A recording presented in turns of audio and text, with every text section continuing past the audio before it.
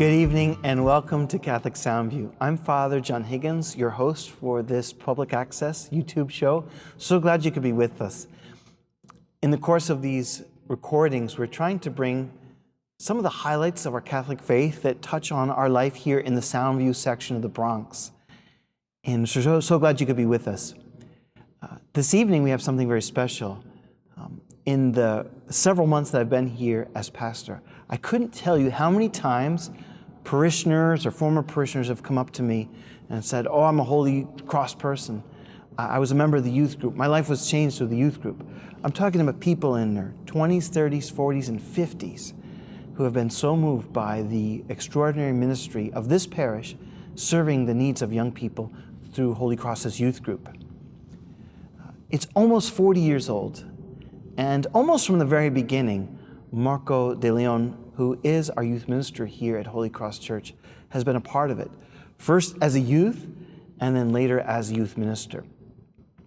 Marco was originally born in the Hunts Point section of the Bronx and later came here as a little child and followed the pathway of youth ministry all the way through. So glad you could be with us, Marco. Welcome to Catholic Soundview. Thank you, Father. Now, we're here at Holy Cross Church right after a very powerful experience that took place during this Lenten season with the youth retreat. Tell us what just happened. Let's start there. Sure, why not? Well, we had 64 young people and 15 adults, so 79 people in total. Just came off of a powerful and beautiful weekend experience right next door in our retreat center. So many of the young people that went on the retreat, so many of their lives were changed. I would say that almost all of them, if not all of them, came off of that retreat, changed young men and young women, to the point where we had our follow-up meeting last night, and in the middle of a snowstorm, over 50% of them came to witness and to share the love of God that they had experienced on the weekend just a few days before. Now, I know some of our viewers might have actually been here at Mass when they had the closing Mass at 12:30 is our Sunday Mass, and they would have witnessed some of the talks that they gave. What came out in some of those talks? Okay, so during the weekend, towards the end, we told them that they would be able to witness what God had done in their lives, and we asked them to think about where they were before the retreat, what God did during the retreat in their lives and their hearts, and where they were currently or presently on Sunday. And many of the young people, actually 2/3 of them, over 40 of the young people on the retreat, didn't want to be there. This was their first time. They had been coerced or forced or dragged or whatever by mothers and grandmothers and friends. Yeah. They were convinced by friends, please come, give it a shot. But when we asked them to raise their hands during the weekend, who's here for the first time? Who's experiencing a retreat for the first time? 2/3, over 40 of them raised their hands. So we know that we had a lot of raw material to work with on the retreat. We told them, take some time to think about what God has done for you on this weekend. And 15 of them got up on Sunday during the closing Mass, and they witnessed of what God had done, how they had been lonely or broken, or some of them spoke about how they didn't have many friends, how they didn't know God or didn't believe in God, how they didn't believe in Jesus, how their mothers or their grandmothers had forced them to come. And as they spoke from the podium on Sunday, tears of joy and of just a newfound faith were pouring down their cheeks, and everyone that was here witnessed what God had done on that retreat, because those 15 young people spoke beautifully and passionately about this God that they had come to know, this Jesus that they had fallen in love with, friendships that they had made, and how their lives had been changed.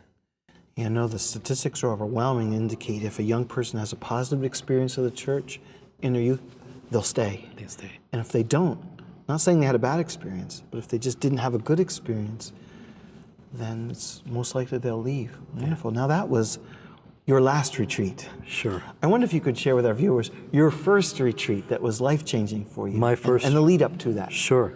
Well, like young people today, I've often said the more things change, the more they stay the same.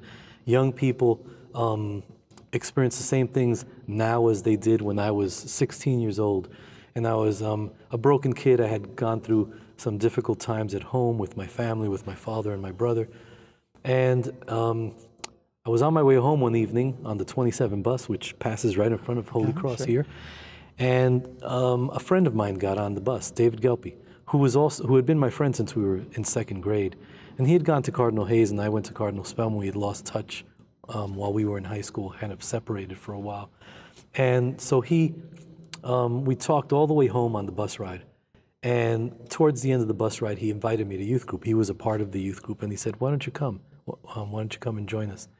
And I gave it some thought, and a couple weeks later, I did go. And it was the best decision I had ever made in my life up until that point, as a 16, going on 17-year-old. Shortly thereafter, I was invited to go on a retreat in Grace House. It was a retreat center that the Catholic Church was running, that the Archdiocese was running at the time. It no longer exists, but it was a place where young people were really transformed. I went on that Camino retreat, the Way, and on that retreat, there were two moments where they were transformative for me. One of them was during reconciliation, where Father Roberto Gonzalez, who's now the Archbishop of San Juan. And my predecessor here. And one of your predecessors, yeah. He was also pastor here at Holy Cross, but at the time he was just a priest. Not just a priest, but he was a priest here at Holy Cross. He went on the retreat to hear confessions, and I went into that confessional, into that room with him, and we sat just like you and I are sitting. And I just opened my heart to God and to him. And I told him everything that my heart was feeling and that was burdening me, and the pains and the struggles, just like many of the young people did this weekend when we had 6 priests here hearing confessions. And I do want to say that of the 64 young people this weekend, almost every single one of them, I'd say maybe 60 of them went to confession on this retreat. And I went to confession that time, almost 40 years ago. And after that, when I walked out of that room, I felt like a burden had been lifted. That was the first thing that occurred, the first event on that retreat. And the second one, similar, was at the end of the retreat. There was what was called the Chapel Visitation, and the young people were invited to come in, and the exposition of the Blessed Sacrament. So it was there and before us, and we had to kneel before it, and we had to pray during this time, and we were encouraged to open our hearts to God. I had written a letter to God on that retreat, kind of spontaneously. I just wanted to kind of, after the reconciliation, I just wanted to kind of tell God what I was feeling and how my joys and my sorrows and just everything. I had it in my pocket, and I just felt moved to open it up and to read it. And I believe that it was at that moment that I gave my heart to the Lord. I gave my heart to Jesus. And everything since then has been different, or nothing has been the same in my life. This 16-year-old broken kid from the Soundview area of the Bronx was confronted with the real presence of Jesus and with the true love and mercy and forgiveness of God. And I haven't been the same since.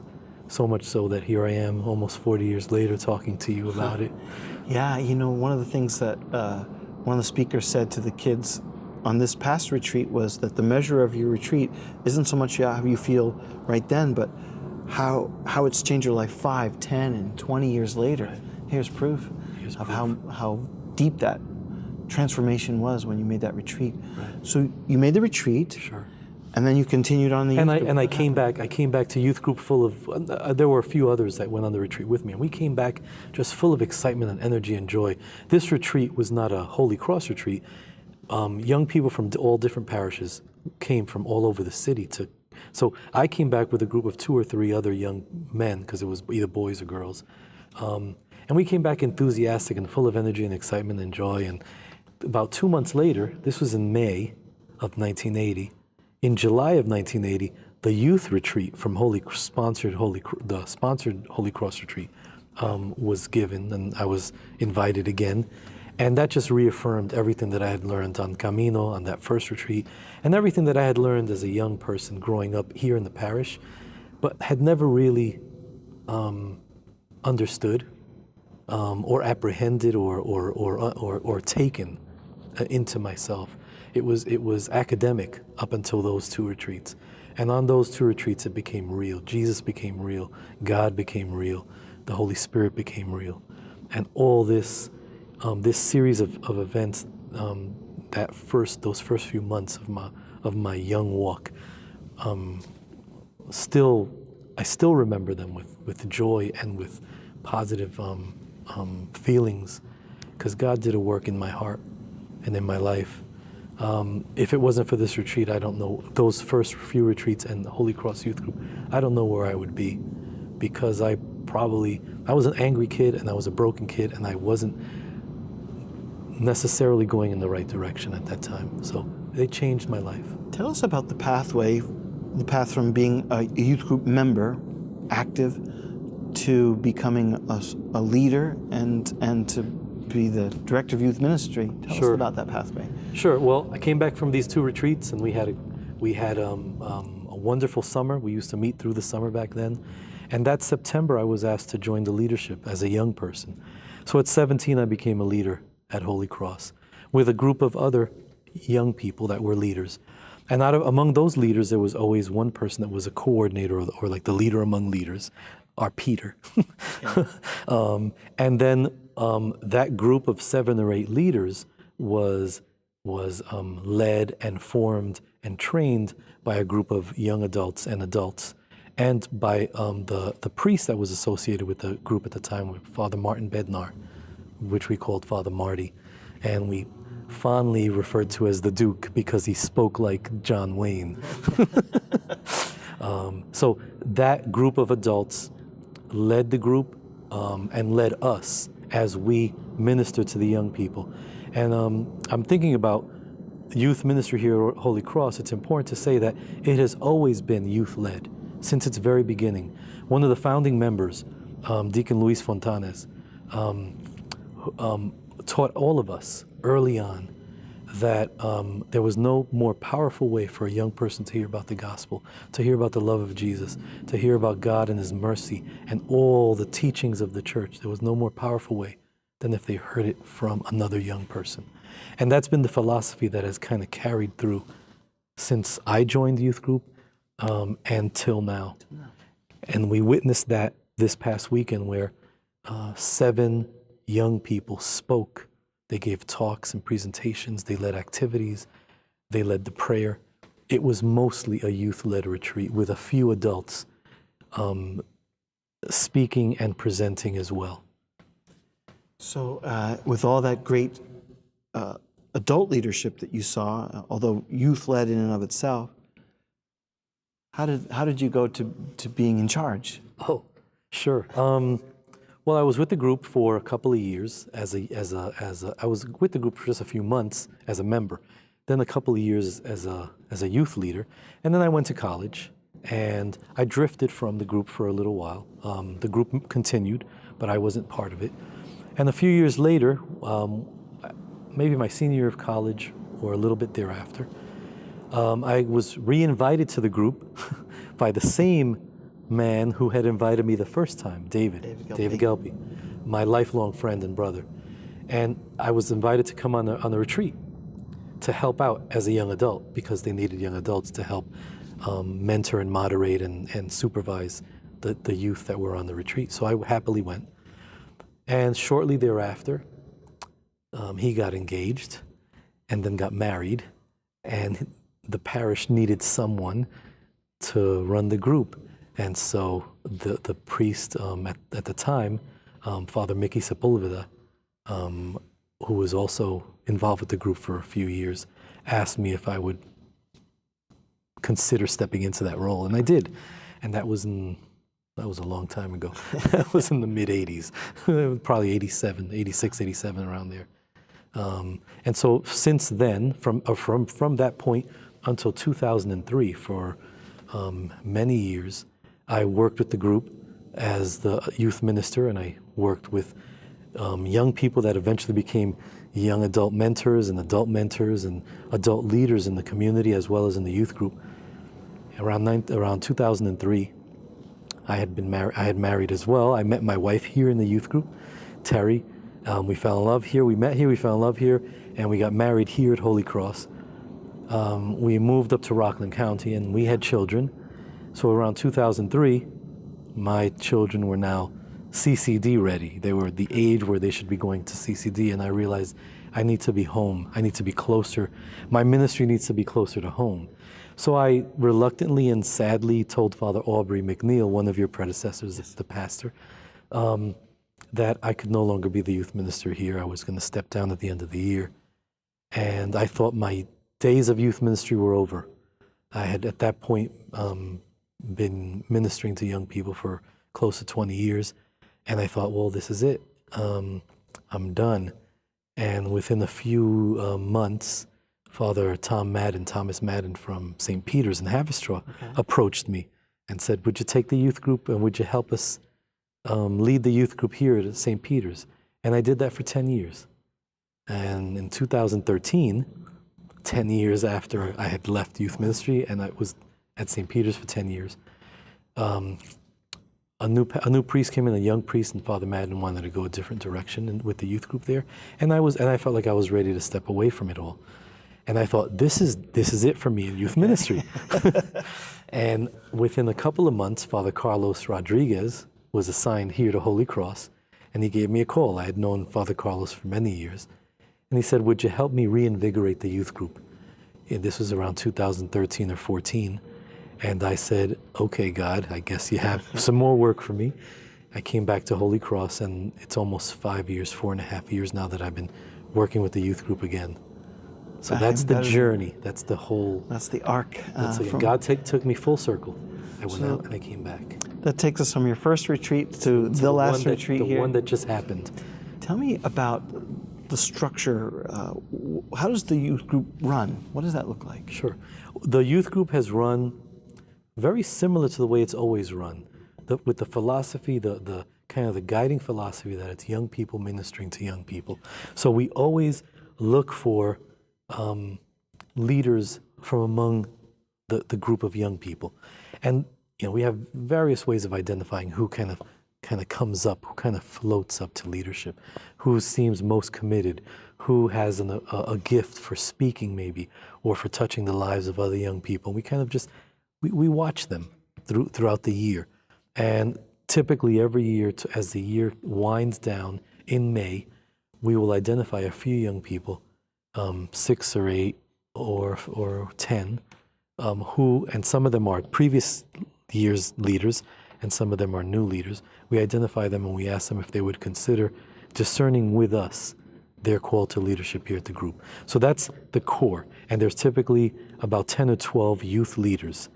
The youth leaders are led by Ashley Falcone, which is our youth group director. She runs the weekly meetings and does much of the formation with the young leaders. And she's assisted by 2 other young adult moderators, Athena, and Genesis. The 3 of them work together weekly with my support and with the support of some other adults to form the young people, to help them develop their leadership skills, to help them become better and stronger at what we've already identified. In addition to Athena, Genesis, and Ashley, we have a group of young adults and adults that have come through the group, and many of them, like you said before, could be in their 30s or 40s, and they help support the group as well. They help support the leadership development and the leadership formation. Many of them will go with us on our leadership development weekends. We had one just in February where we took 13 young people to begin to shape them and form them. Not only our existing leaders, but what we call leaders in training. Those leaders are our future leaders that we want to begin to form. All of us together, about 20 or 22 of us, went on this retreat to build the leaders of tomorrow or of next year's youth group here at Holy Cross. It's the way we ensure continuity and succession.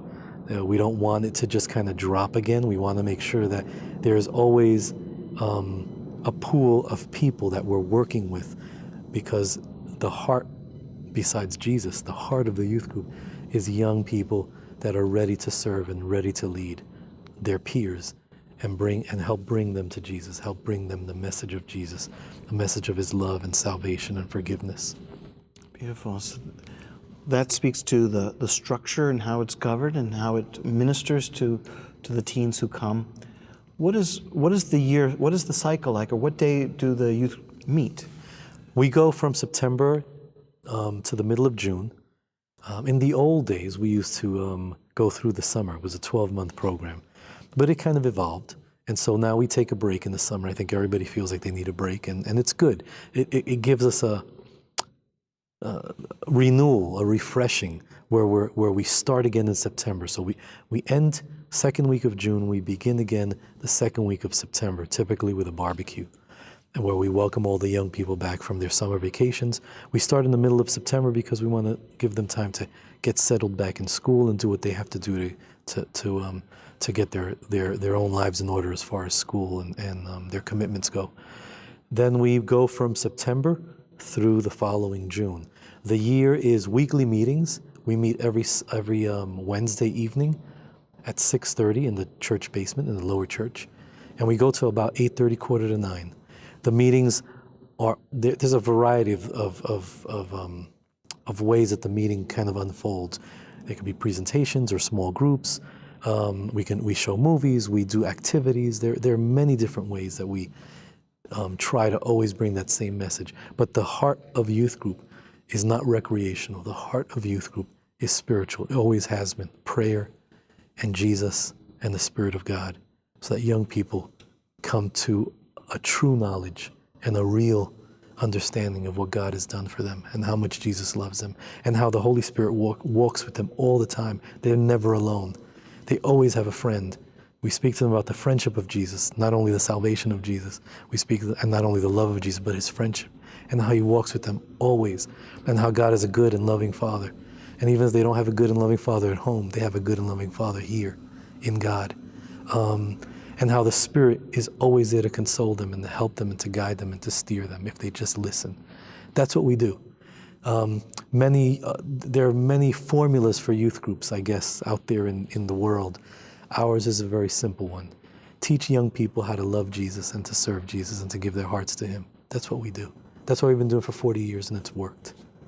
If you look at the television, there's a lot of analysis or studies that are done about millennials, and then the next generation coming up after the millennials, they call the iGen, the generation that grew up not even knowing what it's like not to have an iPhone.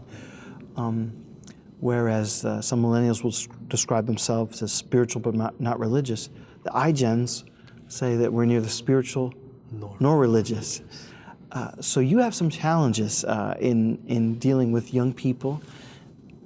Maybe it's fair to ask you, what are some of your biggest challenges here in youth ministry at Holy Cross? I mean, you've touched on it just by saying what you say. There's social media and the internet and there is so much in the world that's trying to grab their attention and distract them from what we have and what we know to be real and true.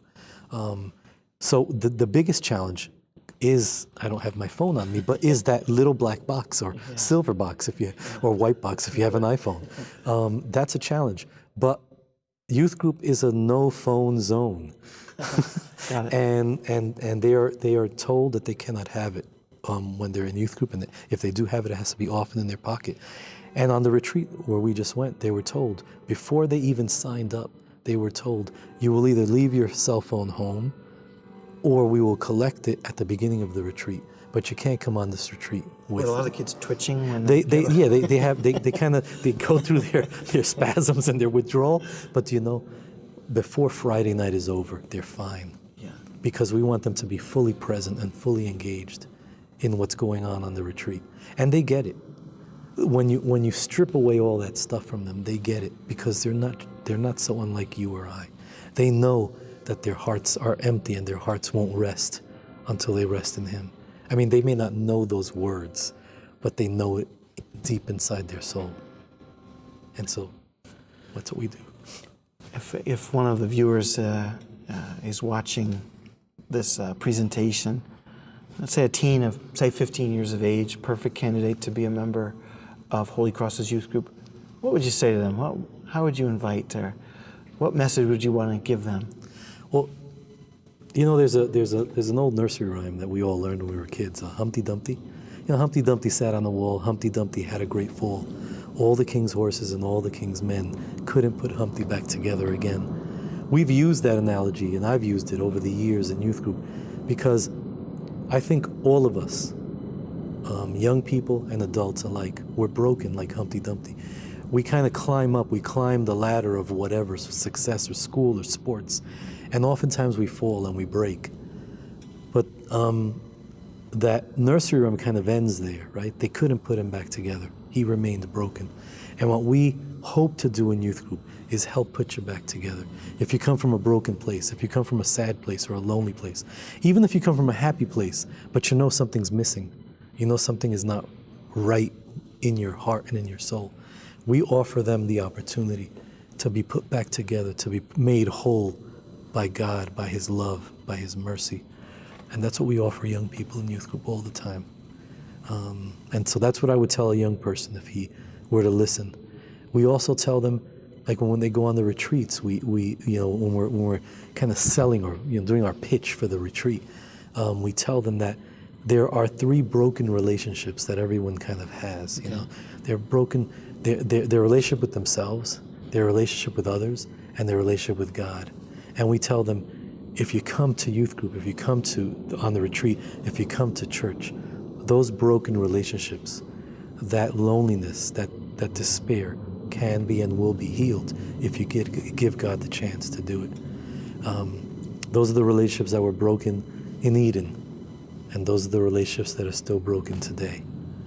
People don't know themselves. Young people don't know themselves, and we want to help them get to know themselves better. They don't know each other. They'll sit.